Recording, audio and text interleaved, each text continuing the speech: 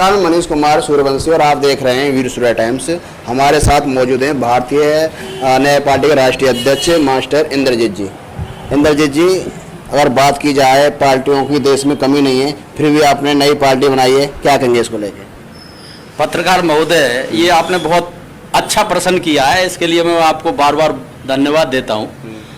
पत्रकार महोदय, मैंने बहुत सारी पार्टियों को देखा है, देश में जितनी भी पार्टियां हैं सबको देखा है और नज़दीकी से देखा है। उनकी विचारधारा कुछ है, कहते कुछ है, करते कुछ हैं।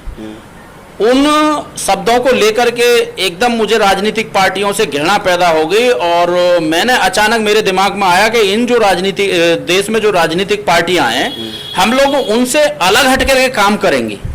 जो पार्टियां कभी कहती हैं हम भ्रष्टाचार को दूर करेंगे, भ्रष्टाचार को दूर नहीं कर पाती हैं। जो कहते हैं कि हम समान शिक्षा लागू करेंगे, से समान शिक्षा लागू नहीं कर पाती। तो हम सब इन सब बातों को देख करके ना हमने पार्टी का निर्माण किया है।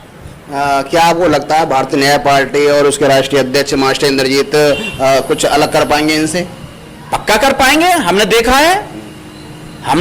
आपने, अगर मैं बात करूं तो गौतम बुद्ध जी की बात करूं, गौतम बुद्ध जी ने यही तो किया था कि उसी तरीका से हम लोग कर रहे हैं कि इस संसार में इन राजनीतिक पार्टियों में ऐसा भी भ्रष्टाचार है जो स्वयं भ्रष्टाचार करते हैं और वो उजागर नहीं होता है।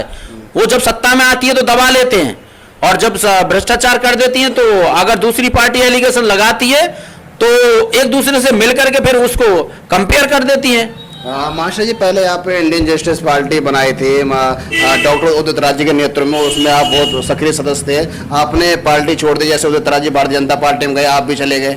और आपने भारतीय जनता पार्टी में क्या दिक्कत थी जो आपने भारतीय न्याय पार्टी बना ली? ऐसा तो नहीं है जैसे उदित राज जी ने किया था जैसे आप करें?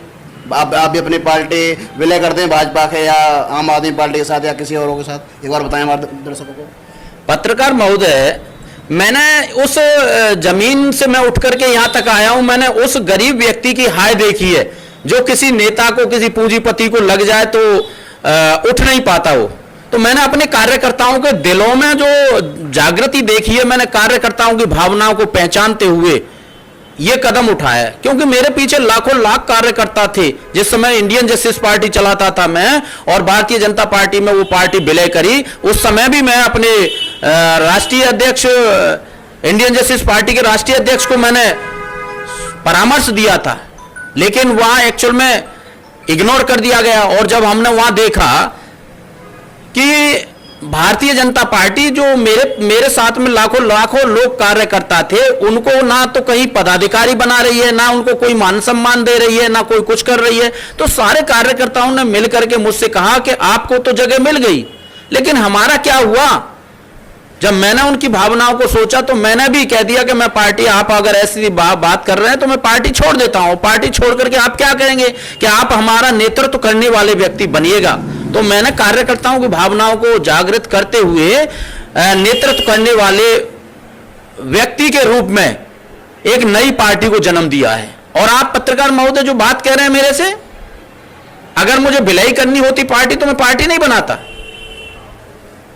बनाता, अगर विलय करनी होती। ये तो सपने में भी मुझसे क्वेश्चन पुट ऑफ मत करना कि आप पार्टी किसी राजनीतिक दल में मिलाएंगे। नहीं, मैं उनको आमंत्रित करूंगा कि आप भारतीय न्याय पार्टी में आप अपनी पार्टी मिलाइएगा।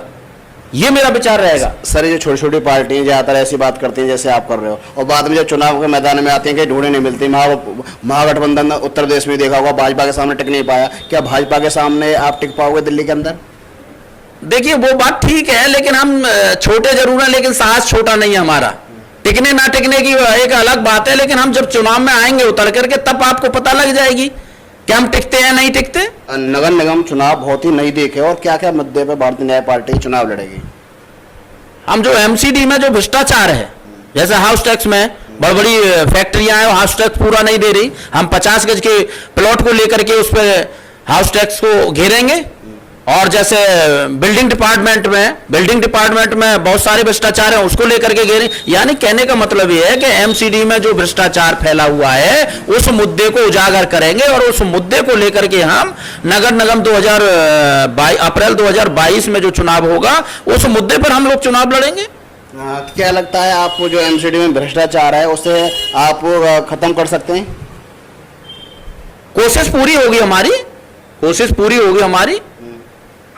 जैसे सर केजरीवाल साहब बात करते थे हम आएंगे, ये कर देंगे, वो कर देंगे, ये कर देंगे, ऐसे सर आप बात कर रहे हैं, क्या लगता है जनता का आप वो बात क्यों माने और क्यों भारतीय न्याय पार्टी को सपोर्ट करें?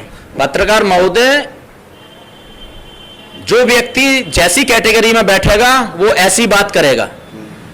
मुझे पता है कि जनता का दुख दर्द क्या है। केजरीवाल जी आज तक जनता के बीच में बैठे नहीं है। जब वो आईआरएस पद से इस्तीफा देकर के आए अधिकारी पद से, तो उन्होंने अधिकारीपन देखा है, राजापन देखा है, गरीब जनता का दुख दर्द नहीं देखा। गरीब जनता को भिखारी बना रहे हैं केजरीवाल जी। बिजली माफ, फ्री पानी माफ, तो ये सब क्या है? जो कमाने वाला व्यक्ति है उसको भी इस तरीका की आदत पैदा कर रहे हैं कि वो कमाने लायक ना रहे। मैं बता दूं आपको, इस पार्टी को आगे ले जाने के लिए मेरा हौसला मुझे नहीं पता कि कितना है।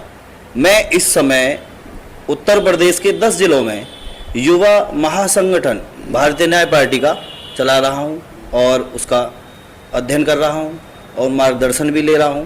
मेरे बहुत पुराने जितने भी वरिष्ठ कार्यकर्ता हैं, मुझे उनसे रूबरू बातचीत मेरी हो रही है और मुझे वहाँ के पार्टी के बारे में, चलने के बारे में लोगों को गाइडलाइन देने का सौभाग्य मिल रहा है। मैं अपने आप में बहुत प्राउड फील कर रहा हूँ और बस यही मेरा उद्देश्य है कि मैं पूरे उत्तर प्रदेश में हर जिले में मैं अपनी युवा महासंगठन की टीम खड़ी करूँगा और भारतीय न्याय पार्टी के साथ बिल्कुल दिल से लड़ता रहूँगा। मकान बनाते हैं तो वहाँ पे खुद मतलब यहाँ के जो पार्टियों के जो पार्षद हैं एमसीडी से और पुलिस वालों से मिलकर के नहीं भ्रष्टाचार कराते हैं। उनसे हमारा लड़ाई ये है कि भाई हमारे यहाँ जो छोटे छोटे तबके के आदमी हैं, कॉलोनियों में रह रहे हैं, वो अपना झोंपड़ी बनाते हैं और ये लोग वहाँ पहुँच जाते हैं पैसे लेने के लिए। नक्शा भी तो नहीं बनवाते? नक्शा जनाब ये तो पावाटोनी कॉलोनी तो है ही। अब यहाँ कोई सारी कॉलोनियों में कोई नक्शे तो बन नहीं रहे, तो जो ऑथराइज कॉलोनी है वहाँ नक्शे चल रहे हैं। इतनी कॉलोनी जो बन चुकी हैं, इतनी जो कॉलोनी बन चुकी हैं, या अनऑथराइज ही तो बनी है। लेकिन वो गरीब आदमी जो अपनी झोंपड़ी बनाते हैं उनके लिए ही कि पावाटोनी उनके लिए ऑथराइज होती है क्या? आपको लगता है भारतीय न्याय पार्टी भ्रष्टाचार को खत्म करेगी? देखो ऐसा है, भारतीय न्याय पार्टी में जितने भी आदमी हैं वो अपने मन से और फिर साफ सुथरे विचारों से लगे हुए हैं और उन्होंने यही धारणा कर रखी है कि हम पार्टी को भी चलाएंगे और समाज के बीच में जो अन्याय और जो भ्रष्टाचार हो रहा है उसको खत्म करेंगे। अभी ये जहाँ पर नालियां साफ नहीं होती हैं, पानी भरा रहा है, शक्ति गार्डन वाले रोड पे जितना पानी भरता है, अब की बार हमने देखा है कि बारिश में हम 4-4 फुट पानी भर गया है रोडों पे और उस पर कोई ध्यान नहीं देता है। ना सफाई का ध्यान है, ना किसी चीज का ध्यान है। जनता बहुत परेशान है। अभी 50 लोग पानी में चल करके आए थे। सब भूल जाएंगे चुनाव तक? नहीं, कोई नहीं भूलेगा। उन्होंने पूरा आश्वासन दिया। उन्होंने कहा है कि भाई हम तन मन धन से आपके साथ हैं, हम आपको छोड़ेंगे नहीं। उन्होंने मेरे को बहुत सारा आश्वासन दिया है और हम जीत के आएंगे, 100% जीतेंगे। हमारे पार्टी का कैंडिडेट जीतता है तो यहाँ प्राथमिकता है नाली सफाई करवानी। जो यहाँ पानी भर जाता है, बारिश के मौसम में इतना पानी भर जाता है कि निकलने का रास्ता भी नहीं होता। और यहाँ और भी कैंडिडेट है, किसी ने कोई जमीनी स्तर पर काम नहीं किया। क्या लगता है हमारी पार्टी यहाँ जमीनी स्तर पर काम करेगी। क्या लगता है भारतीय न्याय पार्टी यहाँ जीत पाएगी? यहाँ से लड़ेंगे और जीतेंगे। अब एमसीडी में से भ्रष्टाचार को खत्म करेंगे पूरी और पार्टी को अच्छी तरह से जो चलाएंगे और पूरी तरह से जो है यहाँ से कैंडिडेट को जिताएंगे। मास्टर इंद्रजीत सिंह, राष्ट्रीय अध्यक्ष, भारतीय न्याय पार्टी सेकुलर। मैं देश की समस्त जनता को बताना चाहता हूँ कि भारतीय न्याय पार्टी एक पार्टी नहीं है, एक ये देश की विचारधारा है।